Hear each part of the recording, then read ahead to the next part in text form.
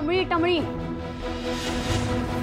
माझ्याच घरात येऊन मला हुशारक्या दाखवू नकोस, कळलं? आणि तू जे पूजेला मदत केली ना त्याचं हे फ्री लंच मिळतंय तुला. आणि एवढी भीक ना तुमच्यासाठी मोर दॅन इनफ आहे. हे गावछाप, तुला लास्ट टाइम सांगते, माझ्याच घरात येऊन माझी जागा घेण्याचा ट्राय करू नकोस, नाही तर नेक्स्ट टाइम ना याच्याहून घाण लेवल दाखवीन तुला. आता हे फ्रीचं लंच खा आणि इथून गेट लॉस हो. ए औची बच्ची, लय बोलू नको तू. अगं हाता एवढी बी नाही तू. ए निंगू पिंगू टिंगू कच्चा लिंबू, शट अप.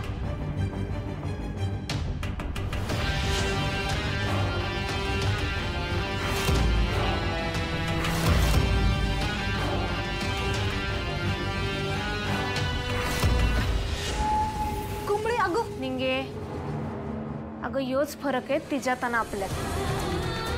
जेव तर.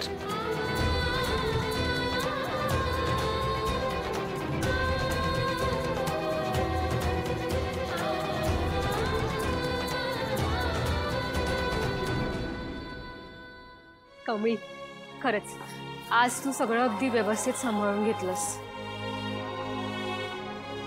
सॉरी कमळी, आम्ही तिथे काही बोलू नाही शकलो, पण त्या खूप चुकीचं वागल्या ग तुझ्याशी. कमळीताई, मला पण तुझ्यासारखं ब्रेव आणि पोलाइट व्हायचंय. हो, मी नायशाला कमळीसारखंच बनवणार, बिनधास्त, हो की नाही? अहो वहिनी, असं काय बोलायलाय तुम्ही? अरे हे काय, निघालात तुम्ही? होय आजी, येतो आम्ही आता. हो आजी, निघावं लागेल, नाही उशीर झाला ना तर आई ओरडतील. ठीक आहे. जेवलात ना सगळे? हो. काय ग कमळी? होय, तू आलीस ना कमळी, मला खूप बरं वाटलं बघ. का माहित नाही, जेव्हा जेव्हा तुला भेटते ना तेव्हा माझ्या मोठ्या नातीला भेटल्यासारखंच वाटतं बघ मला. मुलींनो, येत जा ग अधूनमधून. हा,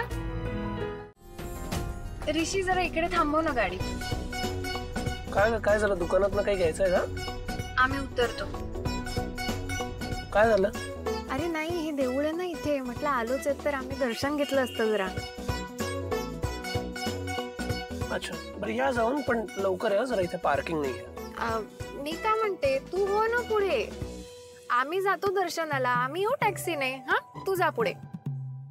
कशाला? मी थांबतो, एकत्रच जाऊया. हो तर पुढे थांबतो थोडं, या तुम्ही पटकन. अरे ऋषी, तुला उशीर होत नाहीये, पण ह्या दोघींना कशाला थांबवून ठेवतो सुगाच? आता आम्ही तिथे दर्शनाला जाणार, किती रांग असते माहितीये का? आणि ही आहे ना प्राजू माझ्या बरोबर, आम्ही येऊ, तू नको टेन्शन घेऊ. या दोघींना उगाच कशाला थांबवून ठेवतोस? तू जा. हा, बरं बरं, ठीक आहे ठीक आहे.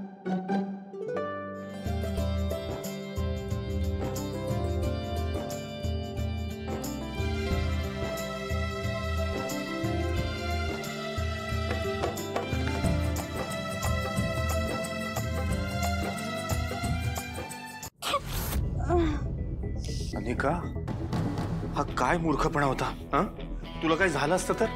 मग मी अजून काय करायला पाहिजे होतं? एवढं टोकाचं वागायची काय गरज होती? असं झालंय तरी काय?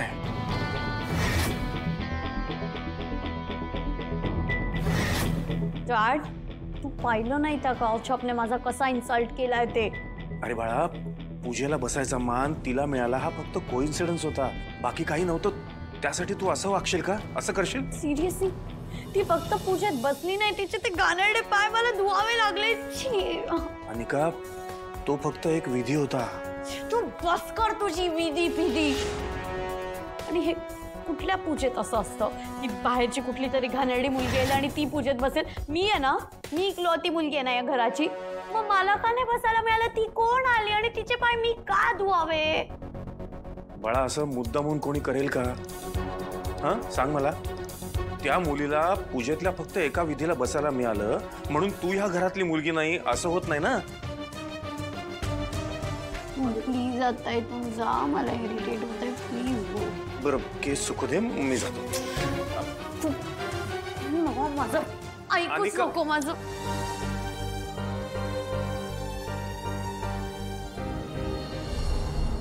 सर खिडकी उघडू काय? हा उघड ना.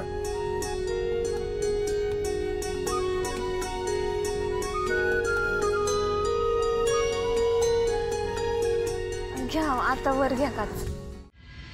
ऋषी, काल बाबांनी मला सांगितलं तू आपल्या बिझनेसमध्ये इंटरेस्ट घेतोयस. छान वाटलं ऐकून. मी काय म्हणते, तू कॉलेज रिझाईन कर ना आणि फुल टाइम आपल्या बिझनेसमध्ये लक्ष घाल.